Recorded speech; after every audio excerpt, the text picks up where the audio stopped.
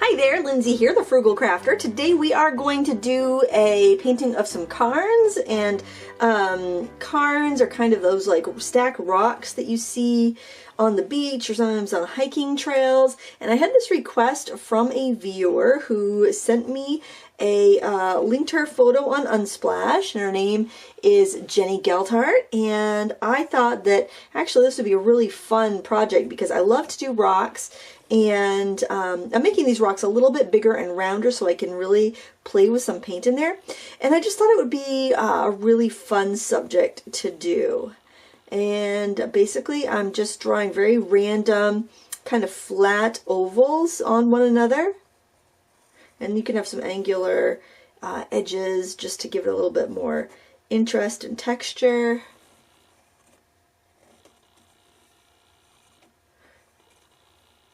And you can vary how thick they are. And I'm working on, whoop, I lost some lead. I'm working on a Paul Rubens watercolor block. This is the first time I'm using that, so I am hoping for the best because I haven't used it before. I think I might bring that out a little bit more. Maybe even just sneak another one in there, maybe. Make this a little bit bigger on the bottom. Make it come right off the page. Kind of reminds me of one of those preschool stacking toys. I'm going to put a horizon line about a third of the way down the paper. I'm just going to tip it up to make sure I've got it fairly straight. And the background is going to be a landscape, but it's going to be very, very subtle because I don't want that to be the focus of this painting. And we're going to have kind of like a shoreline. Looking down at the shoreline, and then up here where the cairn is, we're going to have just some grass. Like it's up kind of on a little bit of a hill, looking down over the landscape. There. That's really all I want to do. And now you can use any large brush you like. I'm just going to use this one here. It's a number 16 Neptune because I have it handy. And I'm going to start by just adding some water to the background, and I am not going to wet the cairn, so when I get down to that area, I'm just going to make sure that I paint around that with water so that I don't end up with paint where I don't want it. So I'm just wetting this area up here. I'll do the sky first, and I'm going to grab some cerulean blue. And I'm also using the Paul Rubens watercolors because I'm reviewing them, and I like to use them a few times just to make sure my review's unbiased. Because if you use a product and you're in a bad mood, you can not like it. If you use a product when you're in a good mood, you might like it more than it ought to be liked. So I just like to make sure I have a little bit of, I use it in a couple different frames of mine, so I know what I'm getting into. I'm adding a little ultramarine blue to that as well. Ooh, that's pretty. I like that. I like to get a little granulation in the sky, and cerulean and ultramarine are really good for that. Bring it down a little bit lighter as it comes down to the horizon. And if I want to lighten it still, I could just kind of spritz it. And that can also help with the granulation, because the wetter it is, the more it's going to granulate. You do have to watch out for blooms too, just because it will, if you have any puddles, it will want to bloom on you. So just kind of be aware of that. And if you have some blooms, just dry your brush off and set it in there to sop it up. This is the first time I've used this block, so I do have a little bit of, I think I scraped the paper a little bit up there when I was removing the top sheet, the kind of disposable sheet there that's on the top.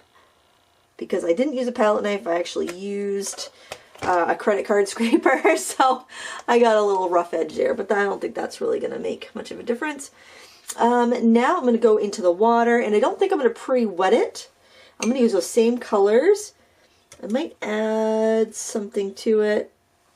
Oops, I grabbed some cobalt. I don't want cobalt, ultramarine blue, and cerulean.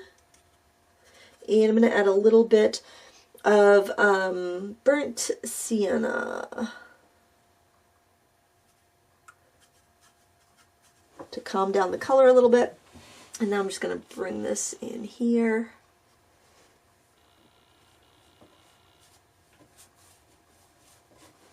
I like a nice thirsty brush. It will hold lots of paint. This is a Princeton Neptune. It is a synthetic brush, but it really holds lots of water. It acts as if it's a squirrel. Try to keep the edge of the water to the that little island in the distance, or that little landmass. I try to keep that as flat as I can. I am working flat on my desk, and I'm sitting, so it can be a little difficult to do that. I sometimes get a little skewed.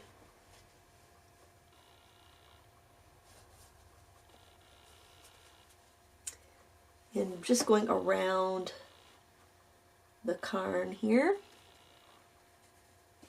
A little cerulean on its own. I like to vary the blues a little bit as I go, just to give the water a little bit more life and interest. A little bit of ultramarine.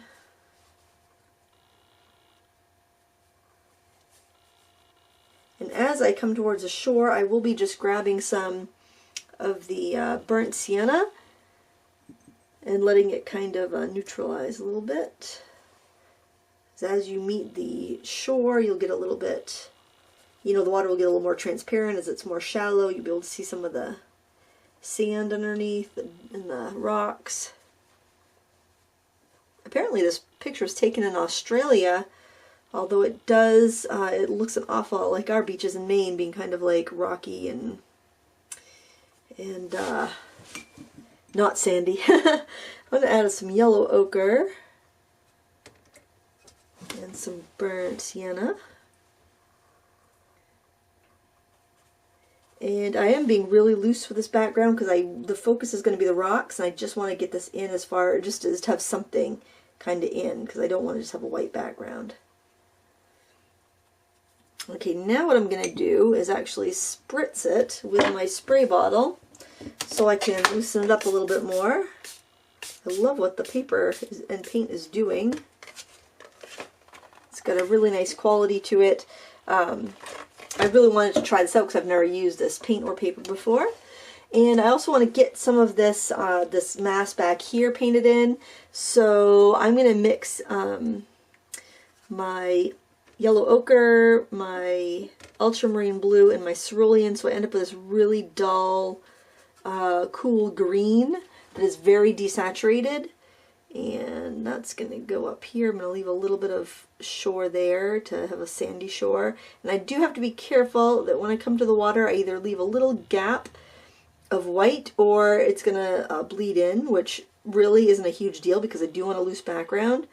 And I'm not worried about the wet into wet up here because if it's farther away, you'd have softer edges, so I don't mind the top of the mountains being soft. The nice thing about that is that usually you'd get little reflections on the water where like waves are crashing into that water on the other side, so that would be totally acceptable to have a little like scant strip of white there. So so it works out. It's nice when that happens. So see, when I go right along that edge, it's just going to soften out. I can vary things a little bit. Darken things up with some ultramarine and burnt sienna. A little texture. And just maintain a little bit of a strip of white here and there, so I keep a little bit of separation between the land and sky.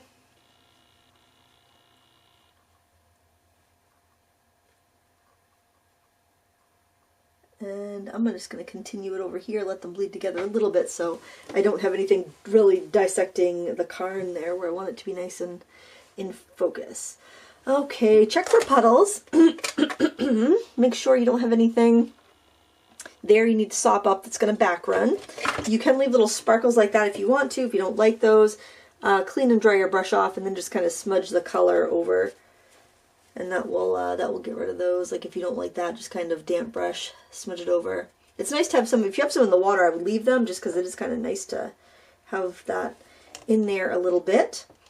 And I'm just going to look at the water and see if there's anything I want to do before it dries. I think that I will take a less soppy brush, a less absorbent brush, and go in with my two greens, my two blues. And I like to mix them on top of some other kind of grime that I've made, just so that so it's not too perfect, not too clean. And I'm just gonna do some horizontal strokes. Now I've actually started standing. I'm gonna move my chair back. You'll hear that because I feel like sometimes when I'm sitting, I'm not seeing my painting accurately. Just want to get some of that darker color in there.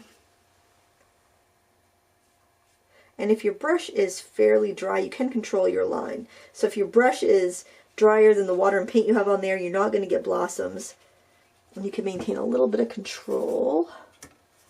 I really like the cerulean in this paint set. I'll link all these supplies below in case you're looking for any of them. And we also have some pebbles, like dark rocks on the beach, so I'm going to go ahead and use that same brush. I'm going to take that burnt sienna. Notice I don't have a lot of water. It's pretty thick on my palette. I'm going to grab some ultramarine to darken it up. And then I am going to add some of these rocks along the beach. I don't want any of this stuff to be really sharp and in focus because it would take some of the attention away from the cairns that I want to spend a little time with painting in a bit. So that's why I'm doing all this wet into wet.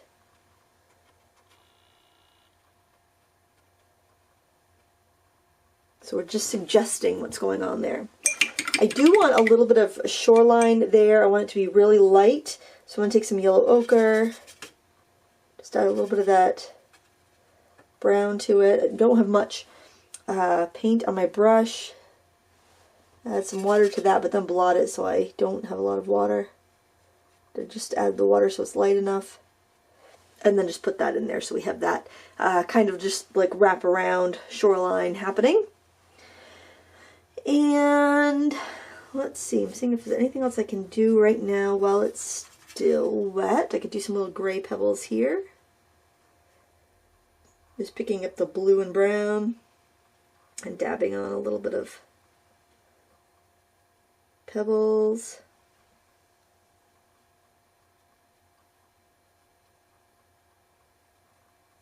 And if I want to lighten anything, add a little gray over here, and then I could do a little lightening. Just textured a little bit with blotting. Now we will have a little bit of a shift lighter as it dries.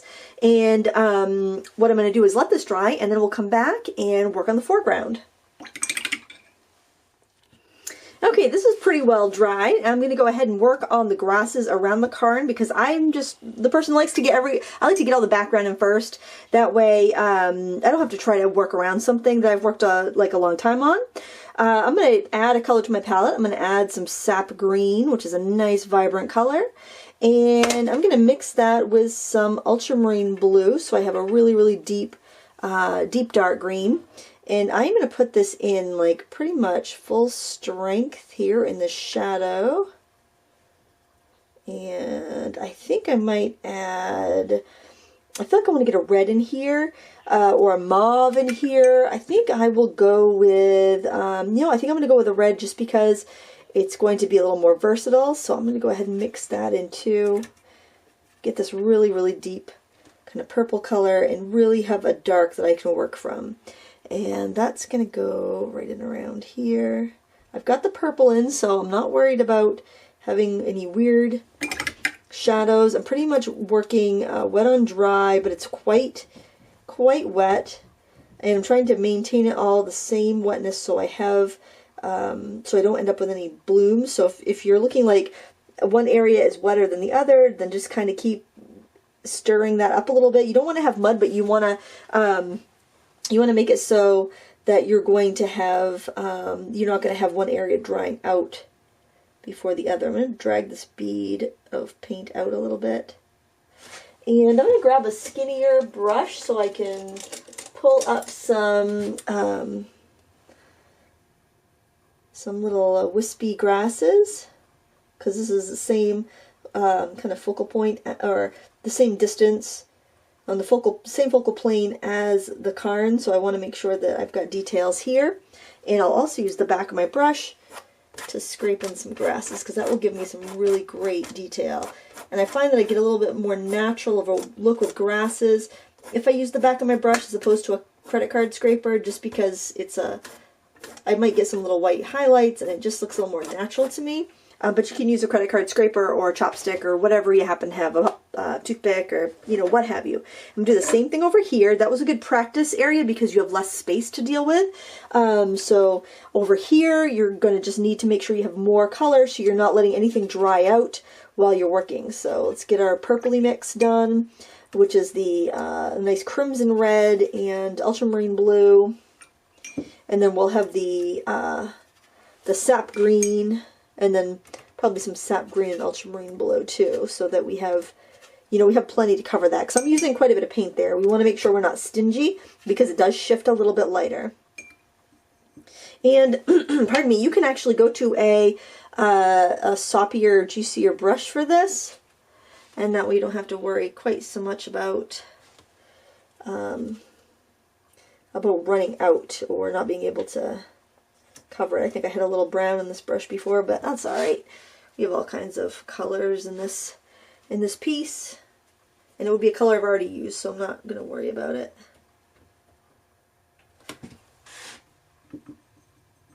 Grab some of that sap green. It's just so much easier to keep a whole area at the same wetness when you have a big absorbent brush like this. Just watch your edges, because if you get into that rock area, you're going to have, especially with those purples that you've mixed, you're going to be, it's going to stain a little bit. That crimson's going to stain. Ultramarine blue doesn't really stain, but crimson certainly does. I'm going to do some of the grasses. Now, even though this brush is really fat, because it's such an absorbent brush, it comes to a nice fine point, I can still get little grasses in here with it. So you always want to look for a brush. It's a bigger brush is always going to be more versatile than a little brush. If it comes to a point, you're going to get so much more use out of it, and it's going to save you so much time when you're painting. So I'm doing the sap green and ultramarine. I can wipe off my palette when I'm done, so don't worry if it looks a little sloppy. I can clean that up, not a big deal. I'm debating whether I want to add any like lemon yellow in here, because there are some really fresh greens, but I already have a yellow ochre, so I'm thinking I don't want to add a lemon yellow. I'm thinking I might just go in with a little bit of yellow ochre, and maybe we'll do that with a smaller brush so I don't end up with too much color. I'll use the one that has my scraper end. This is a Menta.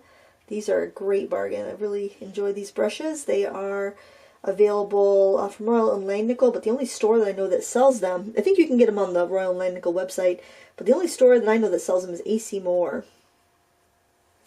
So I won't be able to link to those.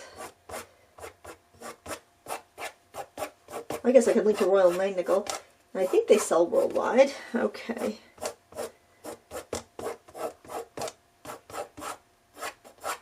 Try to carry the strokes through so you don't end up with like a puddle of color.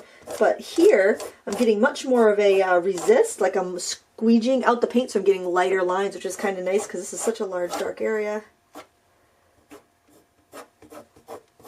Make sure you don't have all of the grasses lined up like soldiers. You want to have a little bit of difference. So I will go in and put some grasses over the front of these rocks when I'm all done, but I really can't do that at this point. So that would be a case for doing that stage after. So it's really up to you. I just feel like if I'm much more free to paint my foreground or my focal point object after I've gotten the background in. But that's personal preference. That's me. Okay, so I'm going to start working top rock down because I already have, I've already got this area wet, so I don't want to stop and dry it. So I'm going to start. I'm just debating whether I want to do a grouping of rocks or if I want to do them one at a time. I think I'll start with this one. I want something that's a little bit on the larger side. If you do have a rough edge and you want to smooth it out, you can use a little a scrubber brush, which is a little stiff brush. I really like the Menta scrubbers, but mine must be downstairs because I don't see any up here. You can go in and just kind of scrub the pigment, and you can lighten it up a little bit. Now, the technique I want to do for these rocks is wet into wet. So I'm going to do a rock at a time, and I'm just going to drip in different colors. Yellow ochre will be one. So I'll add some of that in there and just let it flow.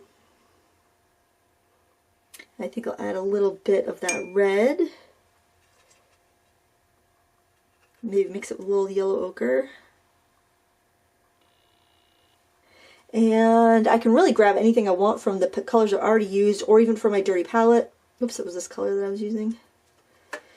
And a little bit of this underneath. And I'll probably vary it a little bit, so if I'm doing a warm color here, I'll do more of a cool color on the next one. Now, there is a strong shadow on the right side. So what I'll probably use for that shadow is that mixed purple color, because that's such a great shadow.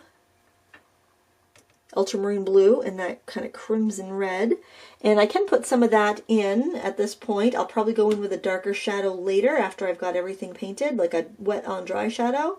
But it is nice to have a little bit of that softness.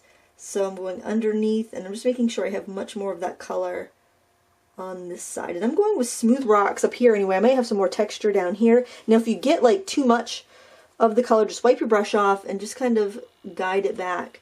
And you can also add a little bit of a highlight at this point by drying your brush, wiping it off, and then just kind of lifting off a little highlight, and then you get a nice natural look. Keep in mind things will shift a little bit lighter. You might need to go in with a little bit more color there if you took too much out, but it's just kind of fun. It's kind of like how you do skin tones. So why don't I zoom in a little bit and we can look at those top rocks.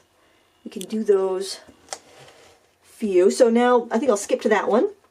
Again, I'm going to scrub that edge where I've got that, where I had that messy business going on here, but ultramarine and cerulean are sedimentary colors and they lift pretty well, so I can just kind of go in there and soften that up. And then I can go in and wet it with this brush. This is going to be pretty repetitive, guys, so if you're painting along with me and this is the pace you want, wonderful, but if it is too slow, or you're like, okay, Lindsay, I got the rocks, I see what you're doing there, that's absolutely fine, don't need to see any more, then you can fast forward me, you can speed past this, you can you know, skip to the end, do what you gotta do. Just please don't give me a thumbs down because you don't like the slow the slow tutorials, because some people really need that, okay? I can't make one video that's going to be, that everyone's going to be happy with, so you have my permission to speed on by to the end where, you know, if I'm going too slow for you. Just, you know, some people want that, so that's why I'm doing this. Alright, mixing up some of that purple for my shadow, plus I just love that color. So I'm doing very similar colors to that because I'm going to do a cool in between. That makes sense, I hope. Oh, I love that plummy color. You get so many really cool colored rocks. I am totally enhancing the colors from the photograph. I'm just using the photograph as a, just kind of a rough, very rough guide, because I wanted to have room on these rocks to be able to really have fun playing with the texture. Now, if you wanted even more texture, you want it to look like maybe there were barnacles or you know, salt dried on the rocks, you could sprinkle in salt and get some interesting textures that way. You could spatter on color, do, you know, try all sorts of different textured things. Just doing a little lift there. And I just love how the colors blend together when you do that. You just get such a nice natural look. I'm going to go to this one. This one I'm going to do a little more bluish and grayish. And I did really go over, or maybe I decided I was going to redraw that, but I actually like my first line better. So I'm just going to go and get rid of that edge. Just be real gentle when you're doing the scrubbing. You don't want to brush it super stiff. Like there are brushes called scrubbers, and sometimes those are awfully stiff. They're really damaging, but the Menta scrubber is really good. And there's also a brush called a Maxine's mop that's really good for scrubbing. It's like a little hog filbert, but it's softer than than what sometimes is sold as scrubbers. And I just think because those are probably meant for oils or acrylics, and they're meant for something that's got a little bit more, you know, a surface that's a little bit more resilient. All right, so I'm just going to see what I have on my palette, and I'm just going to mix some stuff together here.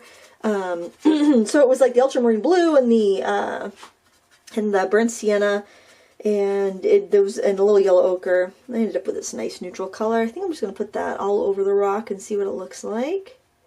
It's actually pretty on its own, but I do want to have multi-tone colors here. Grab some yellow ochre here on the edge.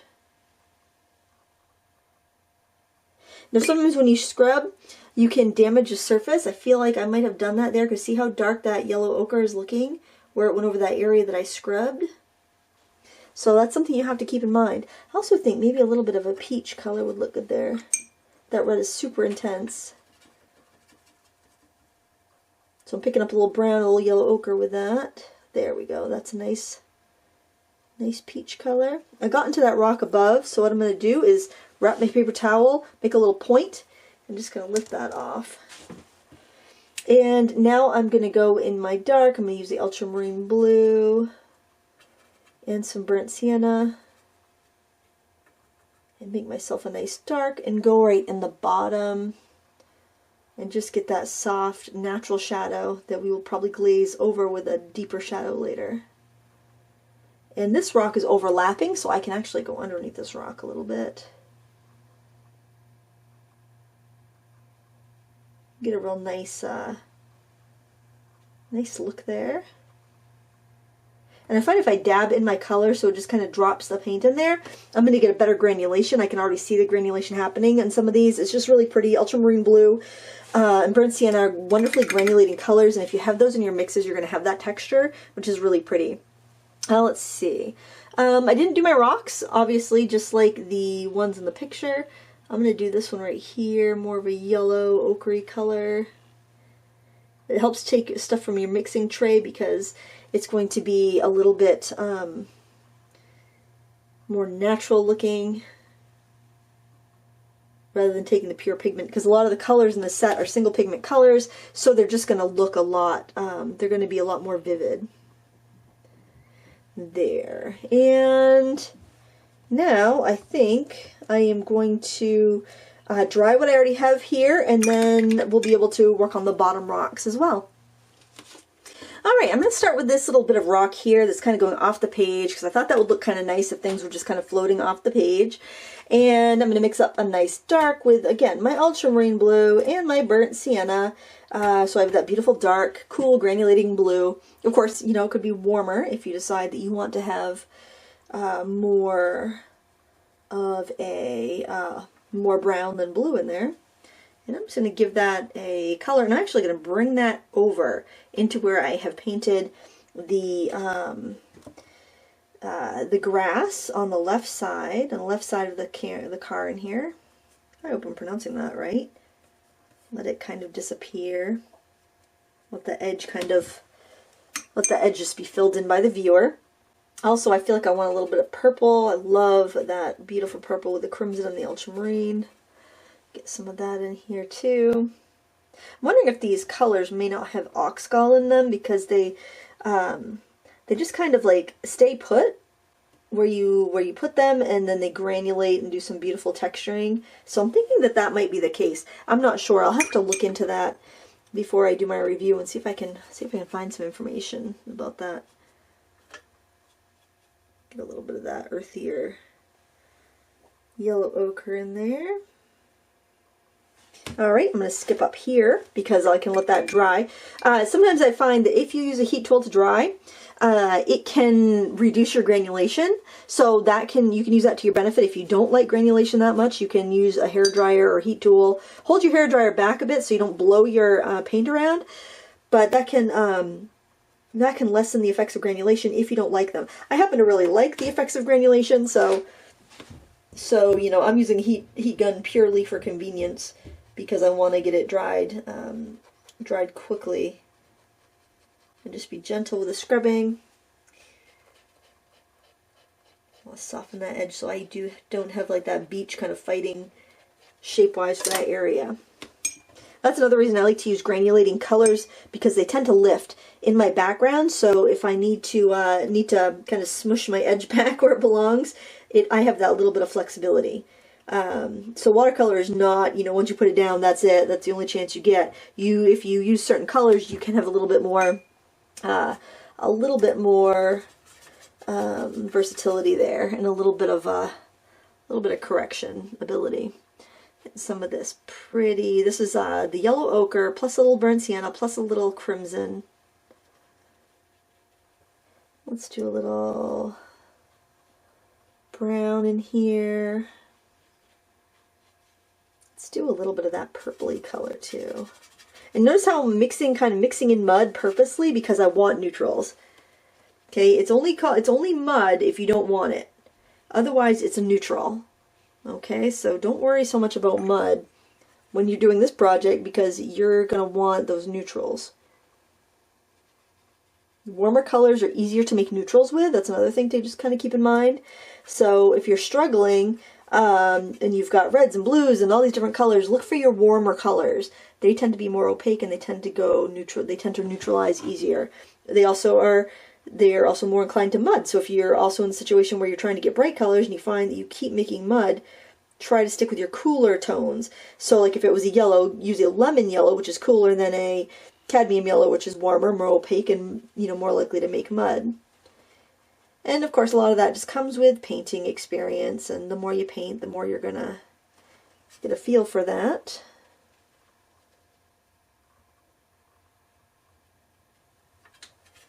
And I've been painting since I was really young, even though professionally I started out in the craft. Online professionally I started out in the craft industry. I've been involved in art longer than craft. But I think it all helps one another. Any design, any skills you learn crafting will apply to your art.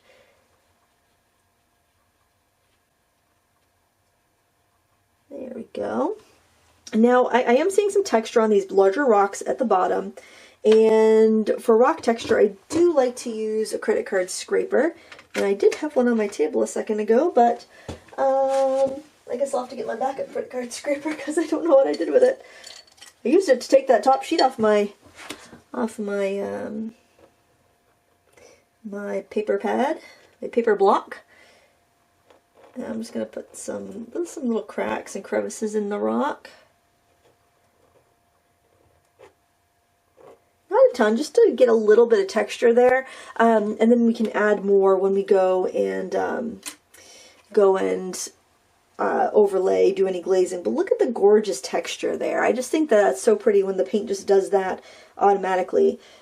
So there's something to be said for just leaving it alone. Okay, you could go back in and fuss with that all the day long, and it's fun. It's kind of fun to go back in there and play with it, but you're going to lose some of that that beautiful texture. So I'll be very careful when I glaze that I don't cover everything up, that I just kind of get those shadows in where I want it, so I have a strong value composition, but that I don't cover everything up and ruin the beautiful texture. So here I could do either warm or cool, because I have both color. I have a warm rock on top and a cool rock underneath. And I think I'll start off with a little bit of yellow, because I think that would look really nice against the purple that's on the shadow there. And then I think I will do some kind of brown here. Some of my mud, my palette mud. So I try to, it's kind of a fun challenge to see if I can use up all the grime on my palette. I usually can. I mean, you don't want to ruin a painting over it, but sometimes it's fun just to see, ooh, can I use that, make that useful? Now I'm going to get some shadow, add it to that side here. And because these are rounded stones, when you go in and you do this wet and wet shading, it just helps you get that roundness, because it's going to be soft edged, and it's going to help you define the form. And if it was more like cut, broken, angular rocks, you'd want more, you wouldn't want as much of the soft edge shadows, because it wouldn't help, describe the form that you're trying to paint. I'm going to leave that be. I'm going to go to this one. That one's going to be quite cool, I think. I'm going by what I think my painting needs, not necessarily by what my reference photo shows me, because I really just kind of used it for a general overview and not for an exact painting. I feel like I want to drip in some watery ultramarine, and that will give me some nice granulation too.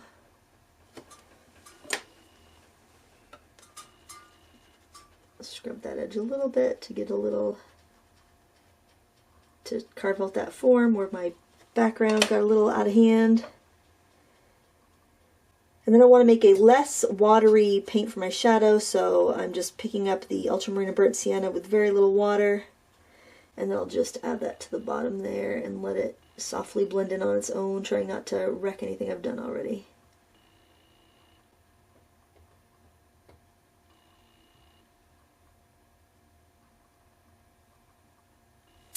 There. And then let's see, I've got a couple little rocks up here. I think I'll just make this one kind of dark. And this one too, because they're so small. I really don't have a lot of room to blend. I'll go in with this little liner brush and just kind of define the edge of that top little rock and the bottom of that top little rock. Get the edge of that one and bring it down to the edge of this one so I still have a little bit of shadow on that side. I think I might just go right ahead and get that other one done. Let's see, we'll add a little bit of that shadow color on there. Then I'll add, I'm not pre-wetting this because it's such a small rock. Now we use some warmer color, some of that warmer purpley reddish brown.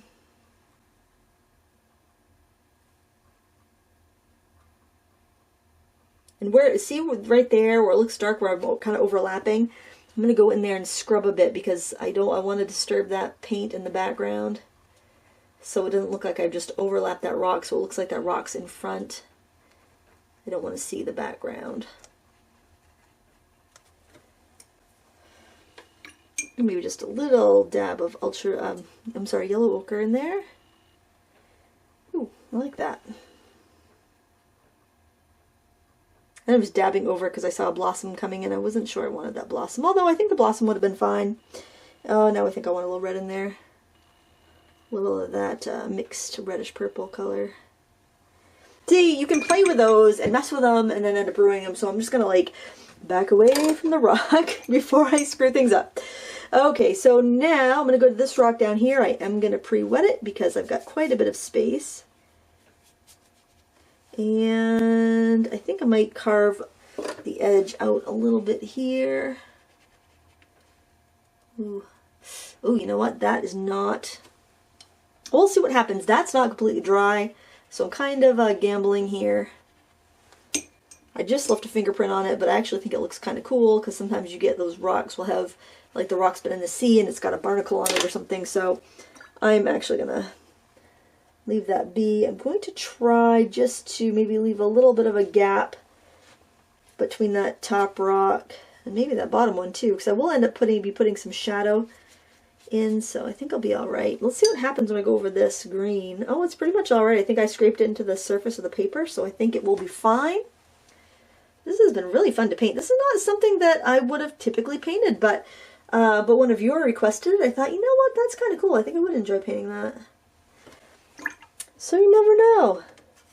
You never know. My first rule is I have to be excited about painting it, because if I'm not excited, how the heck am I supposed to make you excited about painting it?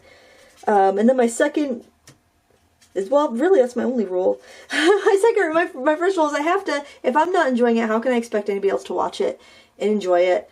But my second rule is I also want to make sure it is something that somebody else would enjoy too, or there's really not much point of me filming it. You know, I could just paint it for my own enjoyment. Ooh, I like that. And this is a great spot to use up some of the leftovers on my palette. What do we have over there? What's this sludge look like? Let's use up some of that sludge. And I know everything's going to match because I've already used it somewhere. We want to make sure this is completely dry before we do any of our glazing, though. Added a little bit of blue in here. I really love the tones on this on these rocks, on this palette. It's really fun. It's fun to work with. Fun color scheme. So I really enhanced the colors from the reference photo, but the colors are really there. It's kind of like if you had taken the photo and opened it up in a computer program and said, okay, boost saturation. That's kind of what I like to do, because I think as artists we see things in brighter colors, and when we do a painting we can show other people how we see the world, and that's kind of the that's the job of the artist. Now this photographer showed us how they see the world. They showed us this interesting perspective of this cairn on a beach. You know, if you do any hiking, you see these in the woods sometimes. It's just really kind of neat. You think about, oh, who put this up here for us to help us navigate our trails? You know, it's just kind of like one person makes the art, one person photographs the art, another person paints the art. It's kind of neat, I think. You know, when you can take something, you know, it's like friendship bread. It's the friendship bread of art. And I'm also going to do some scraping here. And sometimes with this, I will actually use, like, I will be very aggressive and I will use the sides of my credit card scraper and really just kind of get in there and get some of those faces, especially if I want to have a really textured rock. Because I think I want this one to be kind of like, have a little bit of facets, some facetedness to it.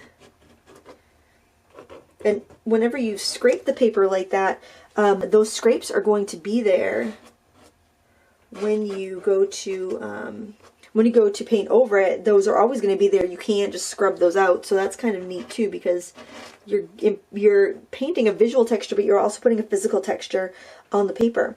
So at this point, what I'm going to do is let it dry, and then we'll come back and we will do our glazing, and that will pretty much be it. We'll do our glazing and put a few little bits of grass in front of them, and we're going to call it a day. So see you back in a second. Okay, our background's dry. Now we're going to mix up our shadow color. We are going to do, a 3-color mix. I'm going to do mostly ultramarine blue. That's going to be the biggest part of our color here. And you might as well mix up quite a bit of it, because you're going to be using quite a bit of it. I am also going to use crimson, because that's going to cut through, give us a really sharp, deep, transparent color.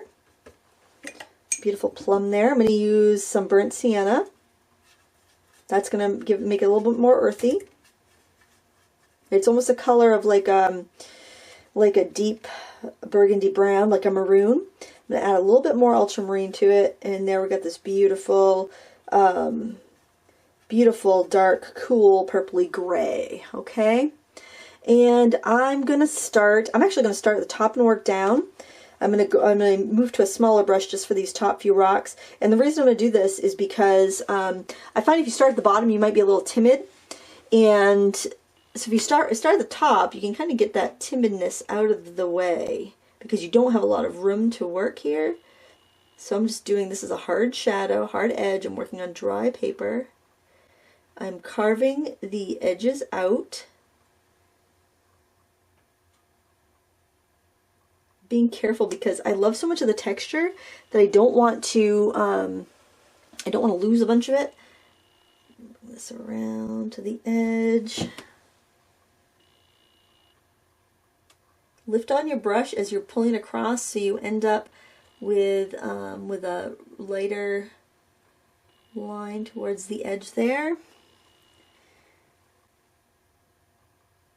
Especially when I've got something where I've got like an interesting blend or granulation or cauliflower. It's like, oh, I don't want to cover that up. So you can alter it a little bit. And what it's going to do is it's going to just change the form a little bit. Like you could bring the shadow out over the edge, so you make the rock a little fatter on the side, so the shadow would be on that side a little bit more. And I'm not doing I'm not bringing the shadow over as far as it is in the reference photo, because I love the texture on these rocks, so I don't want to hide it. And I'm using smoother, rounder rocks rather than more angular rocks, except for that rock on the bottom. I really want to have something with a little contrast, but I didn't want them all the same. I didn't want them all smooth or all rough. That one I feel like needs to have a little bit more. So because I am using different rocks, I do have to look at my rocks versus the rocks in the photo to make sure that my shadows are accurate, because the shadows aren't going to fall the same on different textured rocks. the rocks are smoother and rounder, your shadows are going to be different.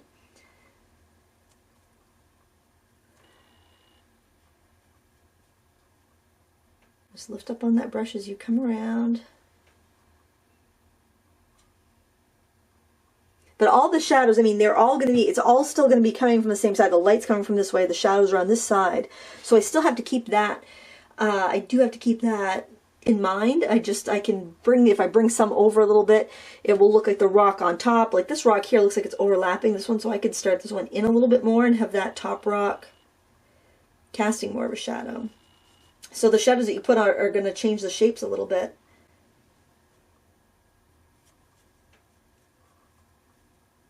So you can make this one appear like it's flatter by having a more sharp angled shadow there. Again, this one almost looks like it would be flat on the side, so I'm just going to go ahead and make that shadow really steep.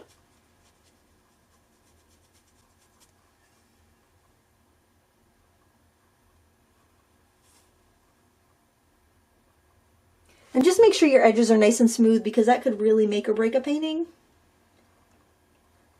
So even if you have to lift up your brush and move yourself around a little bit to get that just the right angle, go ahead and do that. So that makes that rock look a lot flatter, just because it makes it look like it sticks out a little bit just because I put the shadow like that. Now down here, I did get a little bit more creative with my angles, so I'm just going to go ahead and put like a little crevice in there so it looks like this rock is split a little bit. And I can make it a lighter shadow to show this texture.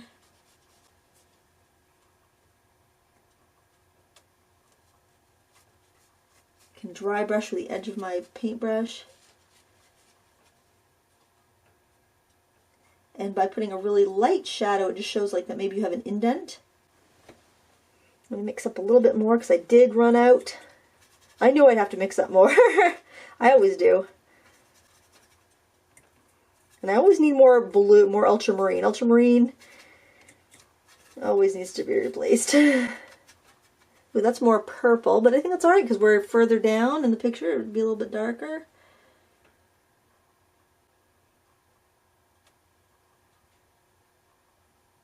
Think about how light is reaching things.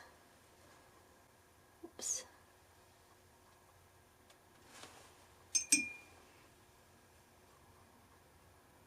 Now I wash that out, I can see it's way too purple.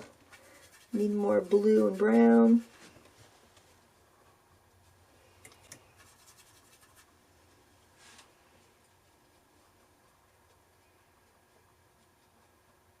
And you can go in, if you need to, and drag some of the paint around with your scraper if you feel like you just need some more texture.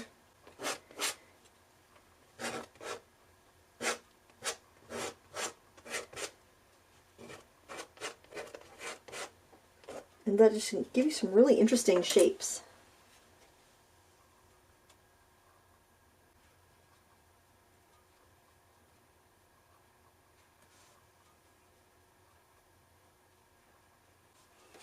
And let's see, so now we have our last two rocks here. Mix up a little bit more of that. Make sure I have enough so I don't have to stop. Once I start a rock, I like to finish it. I don't like to have to stop mid-rock. And now I am actually, this rock is flatter and spreading out more, so it's not going to be catching as much shadow from these rocks. It's going to have a pretty strong shadow right here where this rock is touching it. So I'm going to go in and throw that in. But it's going to have a lot more light that peeks around. I'm using both the scratches that I made. I'm also looking at the reference photo as a guide to see how my shadows would fall around everything. And I just want this to have some really nice, interesting texture.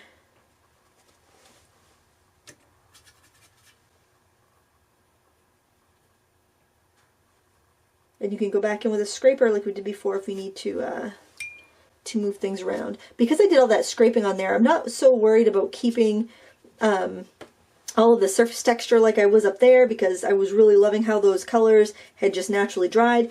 but when you scrape something, you do disturb all of that, so you don't have as much of that natural granulation that you'd be trying to protect.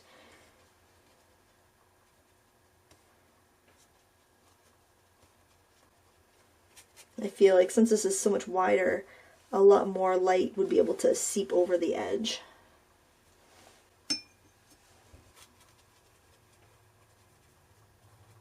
And plus we want this to have some lightness so that when we put our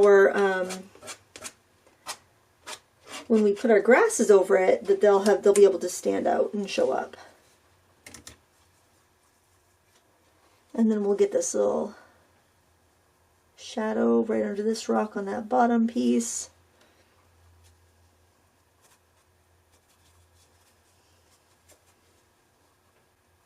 Maybe let that kind of go around the edge so that it shows there's something stable on the other side, keeping it from toppling over.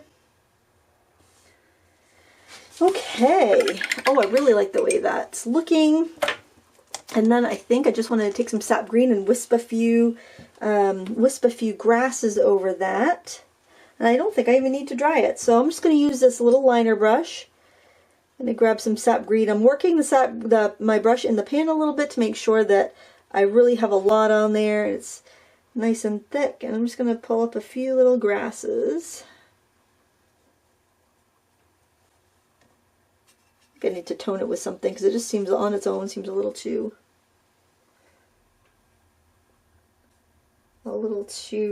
bright.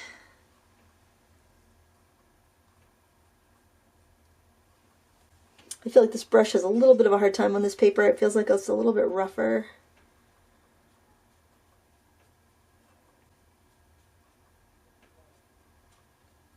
But I like how this looks like you're looking over. I like the perspective on this. It looks like you're looking over like a cliff kind of, not like a really high cliff, but almost just like a little bit of a not a cliff, but you know, you're on top of like a hill looking down. You're about to run down to the water. I love that look. It definitely looks like our main beaches because we have those. We'll have like grass and rocks, and then you kind of like stumble down over the cliff, and then you're down at the water. Place I love to go in the summer. Sandy Point. It's just a wonderful beach like that. I'm doing some nice dark. I'm taking some of that leftover shadow color, the purpley color, and I'm throwing in some darker grasses to give us a little bit of depth. And that will help make everything look a little more realistic. That pan's been bothering me. I had to clean that. I had a dirty pan. I'm like, I gotta clean that off. That's driving me nuts. Take some ultramarine and some crimson. Make some nice dark, that dark purple that we had in there. We'll throw in. Be real loose with this. This would be actually a dagger would work really well for this. Let's see if I have a dagger handy.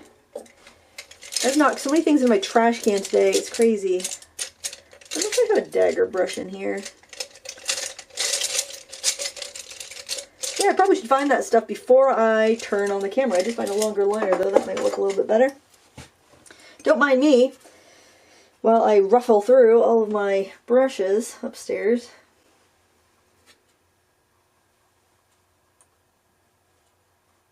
You want the grasses to kind of go every which way, every which way, so you get that nice natural look, like they've been stomped down, they've been blown over by the wind. There's no taming them. So I will write down the colors we ended up using in the video description so that you can pick out those colors. It can be a little confusing when you're using a large set of watercolors. What color did I just use? Did I dip in? And then you end up dipping into some weird color and not realizing it, and then it ends up making your painting a little discordant. So I'll make sure I have that list for you in the video description. If I don't, let me know. Sometimes I forget. A lot of times I forget. And somebody will be like, can you tell me where you found that thing? Or what color was that?